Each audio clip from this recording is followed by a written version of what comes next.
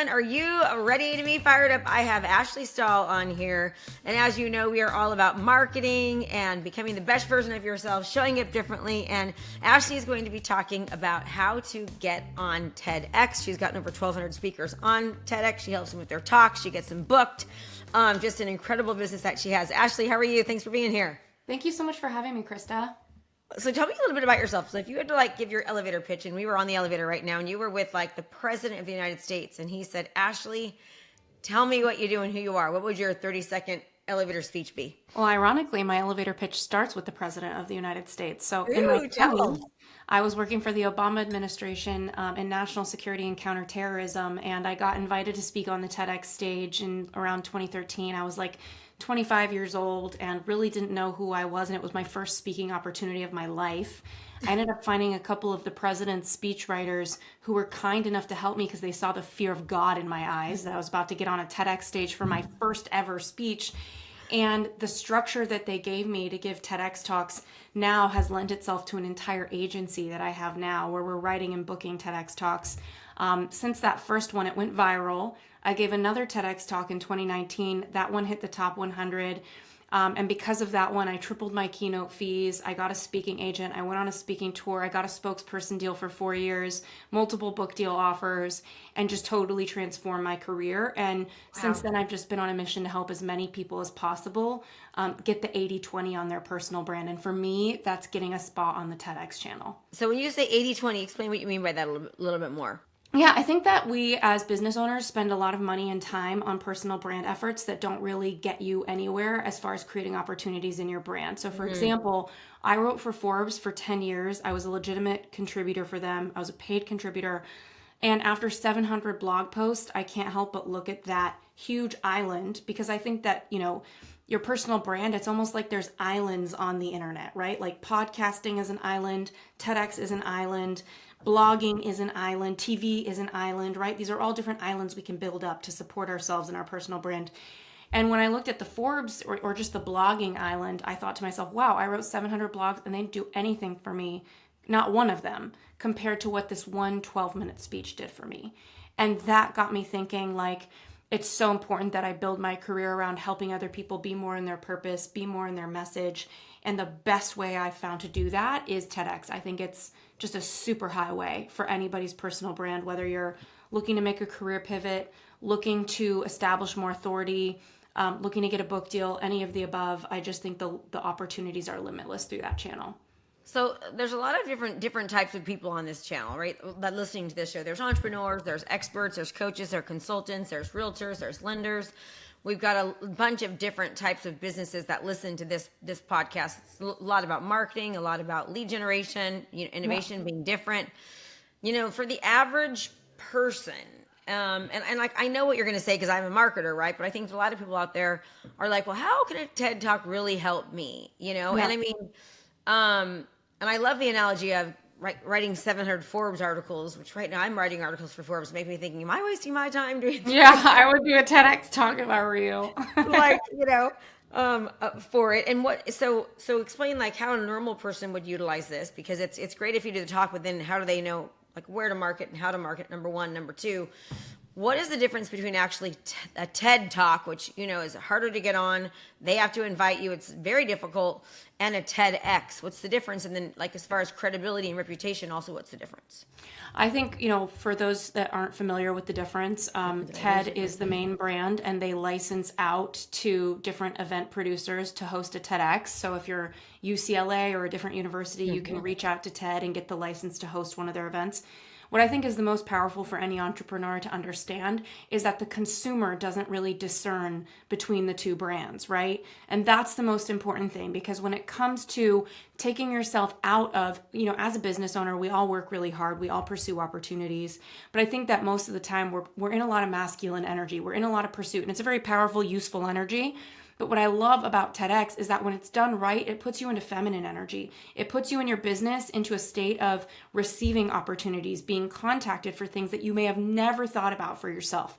And in that, there's this mysticism you're bringing into your career where maybe there's a path that you had for yourself in mind, but because of the exposure that the TEDx brand can bring you, you have new opportunities that inform your path. And when it comes to getting the talk to do well, about 1 out of 3 talks we're writing right now are going viral, meaning at least 100,000 views a month. I think that the secret to a great talk and going viral, first of all, it may not be easy to go viral, but it is simple. You simply write the best talk of your life. Like, too many people see opportunities like this, like, oh, this is another talk that I'm giving. No. If you were going to channel and like flow on stage for something, the TEDx brand is not the place I would do it. I would be very memorized, very scripted, and very intentional about every single word. There's a few things that I've noticed in the speeches that we're writing and getting booked for people that go viral. The first thing is the title. Like, nothing's moving if your title isn't good. And too many people are trying to be too cute and creative with the title versus straightforward and honest with the title. So for example, some examples. yeah, like I had somebody come in as a client and she wanted to do a talk on psychedelics. And she wanted to be calling it something about mushrooms and eating death. Like, I didn't even know what it meant. You know, she's like, mushrooms, eating death. I'm like, what does mushrooms, eating death even mean? People get kind of punchy and silly about their topic. It's like, no, this is not what somebody's Googling at 2 a.m. who needs to be watching this talk. You need to be catching people who are Googling exact terms that your talk is the solution for. And your title can have 1 or 2 approaches. There can be the open loop approach or the straightforward approach. The open loop approach is like the secret to why marriages won't work out. Like, that's like an open loop. Like, what is the secret? A straightforward approach is the art of starting a conversation, right? Like, it's clear. This is what this is. 5 ways to have an effective elevator pitch. These are all very straightforward titles, and it's what people are searching. So no matter what the talk is we write, if your title's bad, it's very rare for you to go viral. I think the second piece is your opener. So if I wrote, the first TEDx talk I gave when I was at the Pentagon, I mean, I really didn't know who I was, so I had to kind of make good with myself and give another one to kind of just undo the weird feelings I had. Because can you imagine your first try public speaking going viral? It's such a weird... So the second one I gave is a good example. It's in 2019. It's called How to Figure Out What You Really Want. So anybody who wants a good reference point, I highly recommend check that out. It opens up with a story. It talks about how my dad was in the kitchen and he got a phone call that I was kidnapped. So in the first second, Did he really get a phone call? He did. Were you it's a true kidnapped? I story. didn't know that. I was not. And that's the thing about the talk is that what happens is it was a scam. Somebody pretended to kidnap me so that he could wire them his life savings. And luckily, that didn't happen.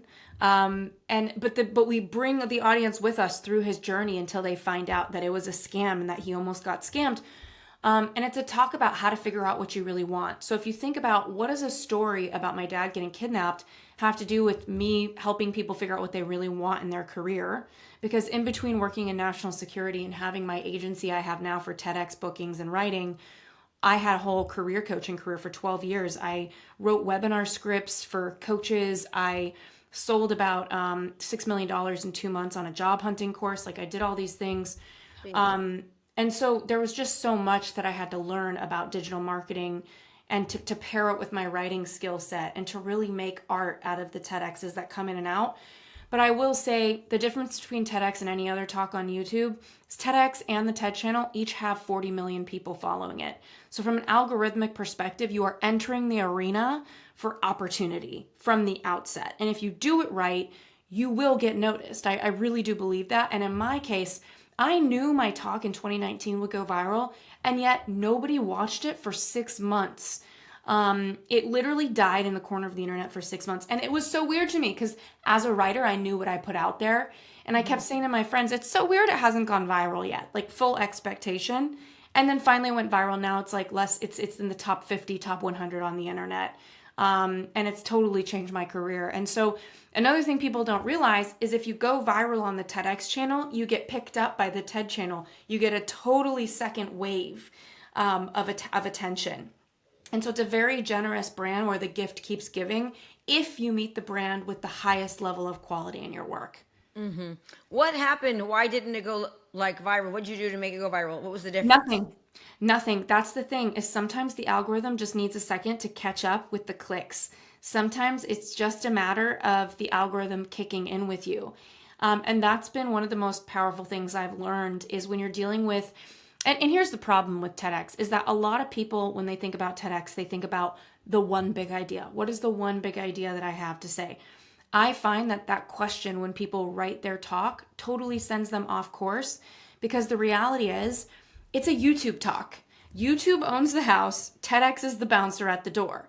So when I'm coaching my clients, and they just meet with us 4 times to get their TEDx written and booked. Like, we do everything after. You write it for them, the whole Yeah. thing, basically? Yeah. Completely done for you. So it's 4 meetings for them and all the work behind the scenes for us. We pull everything we need out of those 4 meetings, but clients come in all overwhelmed saying like, what is my big one idea? To me, I'm like, that's not what's going to make you go viral. What makes you go viral is, what is the best thing you have to say? What is the most original thinking you have? Where can you challenge the norms based on what you know and the body of understanding and expertise that you have? And so, I have a speech writing team behind me, but as a creative director on my end, when I'm with the client, it's really about pulling their magical thoughts out of them that they don't even realize, because so often it's so obvious for people. And for me, I ended up going to graduate school for psychology, so I imagine having tools to be a therapist probably helps me write these talks. But yeah, those are just some initial thoughts about virality. I have a degree in psychology too, so I was going to be a Oh, psychologist, and I realized, no way, people are too crazy. I don't want to do that. I can't do that. Anyways, but yeah, I think that definitely does help. So you're writing these talks. So somebody comes to you. I mean, so explain how like an average, normal, everyday person, let's just say any type of professional that deals with the public, how would a TED Talk help them? And should their TED Talk speech be in relation to their, somehow in some way in relation to their profession or not? Yeah, that's a really awesome question, and I have a lot to say about it. I think that we've had a lot of doctors come in, like New York Times bestselling authors, doctors, corporate executives, activists, anyone that decides they want to do a TEDx. And what has been surprising, especially for the medical community, is that TEDx has a lot of guidelines for self-promotion. If you overly promote yourself, you don't stay on the channel, they'll ban you. And number 2, they have a lot of boundaries around new content. So for example, if you're a doctor and you wrote a book about your new research, the TED and TEDx brand are typically going to see that as pseudoscience, not widely accepted science, because it's pioneer, it's new. And so sometimes a lot of clients will come in and I'll surprise them. And I'll be like, wow, it's a great body of research you have in your new New York Times bestselling book. We're not going to say a word about that because it's not widely accepted science yet. So I just had a client the other day where he had this whole body of work and I'm like, we're not going to talk about that for your TED Talk. We're actually going to talk about what made you a surgeon. Why did you become a surgeon? What are the biggest messages you have for the population?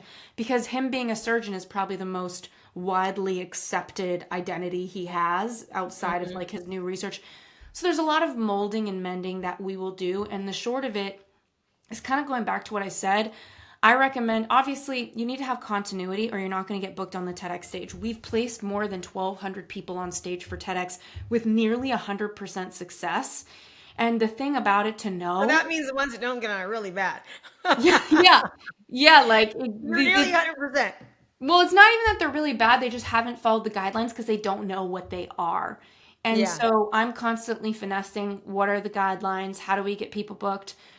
Too many people get a little too focused on, they have to remember there needs to be continuity. So if you're going at this yourself, writing your own talk and trying to get booked on stage, which is a whole project, if you're doing that, you really need to understand the TEDx guidelines about self-promotion, about pseudoscience, about new content, and B, have continuity. If you're an energy healer, and you're doing a talk about energy healing, but then you have, which by the way has a whole slew of different things that you need to be careful with the TEDx brand and channel, you can't show on LinkedIn as a project manager at a tech startup. Like, the continuity is not there. So if you are looking to get on the TEDx brand, the TEDx curators that are considering you for booking, you need to make sense for them. Another thing is, it's kind of a chicken or egg relationship. If you don't have a speech prepared, it's harder for them to say yes to booking you because they don't really know what you're going to say.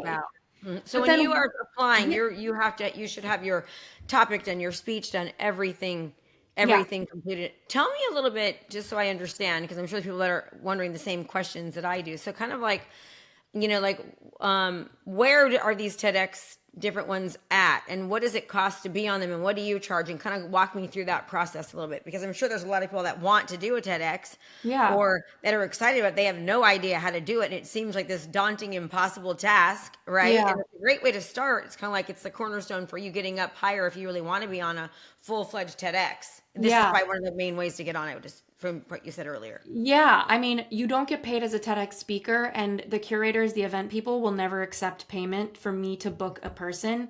The reason Wow. that we are booking people so successfully is because our talks are insanely good. And Oh, okay. the bar that we have, like our speechwriters have written New York Times bestselling books, they've sold movies. So I even with us, we're always running out about a couple months to start somebody because my speechwriting team has limited capacity, and it's the hardest hires I've ever found is good Mm-hmm. speechwriters. Mm-hmm. Political speechwriters aren't poetic enough. They're not moving people enough in some of the speeches we're writing. So I have just found these little diamonds in the rough. One, our top speechwriter I found from AP English in 10th grade, high school. I never forgot her name because she was the best writer I came across. So, it's really special hire. But I will say Awesome. that the way that we work is we spend 4 Zoom calls with you, just pulling all your magic out of you, brainstorming. We bring you different versions of a draft at every single meeting.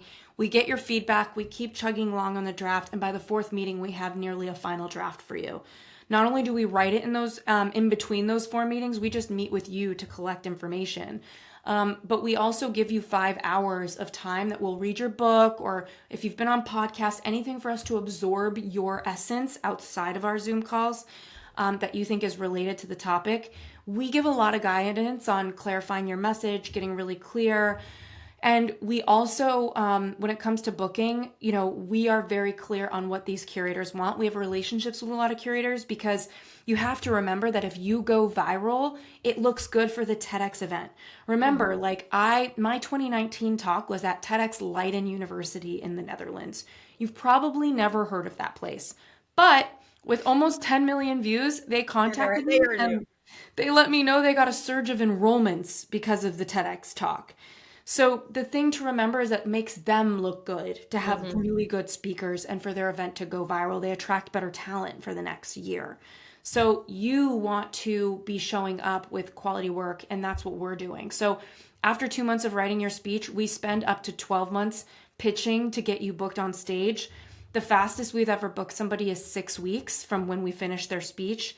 And even then, the events run 2 to 4 months out. So even if we get a Yeah. yes that they're booked, they run a few months out. So you have plenty of time to prepare. And we tell clients all the time TEDx talks are 10 to 19 minutes. Why, as a busy entrepreneur, would you want a 19-minute speech? That's 6 pages typed Yeah. times New Roman 12. That's too long. Yeah. And the 80/20, speaking of ROI, isn't a shorter speech. It's not like you're going to get less opportunity because of that. So we try to advise clients. We can write as long as they want, but we always advise them shorter is sweeter. And if we can make it short, why not? Less for you to Mm-hmm. memorize.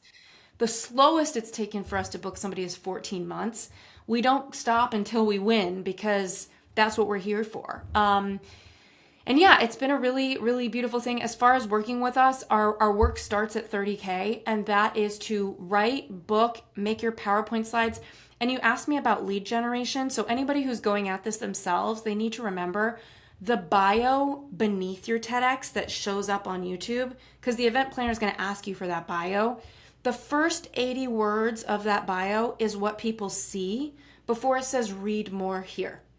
And Mm-hmm. most people are not going to click read more. They're going to see the beginning of your bio in their peripheral vision. So when we're working with clients, we want to make sure that we're very aware. What do they want the world to know more of about them? What do they want to get out there? How do they want their lead gen to look? Do they want more book sales? Do they want to eventually write a book, but they're not an author yet? We think about all these things when we're writing that bio, especially the first 80 words. So the TEDx written, booked, bio, PowerPoint slides, and we have 10 title suggestions that are SEO and research backed, just to make sure that they get that virality to the best of our abilities that we can offer. Ooh, I love it. I love it. I love it. Yeah, I always I love meeting experts in there because you can tell just even from the bio and the 80 words and all that you 100% know what you're Yeah. talking about in regards to doing it. I mean, it's definitely a long haul. Do you help them with the actual speech itself, like how to like deliver it? Yeah, yeah. We have a speaking coach. We have three different tiers, and the first tier is write and book, and the second tier has a speaking coach. And the third tier, we upgrade it into a keynote because a lot of people are like, oh, we already have a 12-minute thing. Can we turn it into a 40-minute thing? So we've been doing that as well and also making speaking reels for them. And it's been really, really beautiful. And yeah, anybody listening, like if they mention, Krista and this podcast within the first couple months of it airing, I'd be happy to give $1,000 off just because they're your audience. Yeah, that's awesome. I'm sure they would like that. I love this. This is like, like everything is when you talk to experts in the fields, like there is a magic secret sauce to a lot of things. It's like, it's kind of trying to reinvent the wheel on your own is so difficult to do. And there's algorithms and there's standard practice that only experts would know. I mean, the fact that you've gotten so many people booked, like almost 100% success rate shows that you've figured it out. And that's a big deal getting on TED. I think being able to say no to clients that are not ideal is such a secret sauce for everybody. And it's hard, especially if you're in startup mode and you don't want to decline revenue. But I think that taking on clients we know we can win, it gives us the longevity that we need as a company to keep our success rate high and to feel good and alive about what we're doing. Yeah, I love it. I love it. I love it. So you're going on these types of things and looking for your ideal client based upon, it's just so smart. Like even just honestly, Ashley, like just what you're doing right now, being on this, it's just, this is what you want to teach people how to do within their own, like you're going on this amazing, podcast in front of your ideal clients that have people for you. I mean, that right there in itself is genius. I think that's what everyone does. But people they don't always identify the little things that make someone like you successful. And I'm telling you, for you to have done, like, to got thrown out there, to do a speech like that for the first time, I don't even know how you survived because I think I probably would have just died even, especially at your young age. Oh my goodness, good for you. And to make a career out of it, so smart. Okay, Ashley, thank you so much. I love this. It makes me kind of excited. I'm thinking now I need my own TED Talk. Oh my gosh, of course. But do me a favor, if you can let everyone know like where they can reach out to you from, like how do they get in touch with you? How do they learn more? All of that. Yeah. Everything about our offer is at ashleystahl.com/TEDx. And again, feel free to take me up on the $1,000 off on the application on that site. Just tell me you come from Krista within 2 months of the episode release. And that's Ashley, AshleyStahl.com/TEDx. So correct. AshleyStahl.com/TEDx. That's how you can find out more about her. And I would just encourage everyone, if you're looking for that competitive edge, but not only just a competitive edge, but also to learn how to take that competitive edge and to even do more with it. Ashley has the experience to help you kind of get there and get that needle moving and to get you, I didn't realize even that the TEDx platform just automatically had so many views, and it makes perfect sense. Attention is currency. The more attention you can get, the better. And it's a great way to kickstart, if not just, 10x what you're doing. So Thank you, Ashley. I really appreciate it. I always leave everybody with one question. And that is this. It's by the way, you're just adorable. But the question is, if you could give any piece of advice, no matter what it was, business, relationships, success, anything, what would that one piece of advice be to everyone listening? It would be who you are always wins. Like if you are in a line of work that is requiring a skill set of you that isn't who you really are, who you are is eventually going to shine through and demand that you honor that actual gift that you have. And so my hack would be just be honest with yourself about what your skills are. Stop trying to be someone else. Ooh, I love that. That is perfect. I've never had anyone say that. It's amazing. I do these so often. I always have something different, in which I love more than anything. Ashley, thank you so much. I hope everyone, I know they were just as fired up as I am. And remember, everyone, there's a lot of key nuggets today. Go back and re-listen. Information is not power. Actually, implementation of the information is where the power sets in AshleyStahl.com/TEDx. Thank you so much for your time. You're amazing. And everyone, I hope you are just as fired up as I am, and I'll see you next time. Thanks so much for watching my video. You can learn more about how to be a successful real estate professional by watching other videos that I have. And be sure to subscribe to my channel. And as always, make it a great home selling and buying day.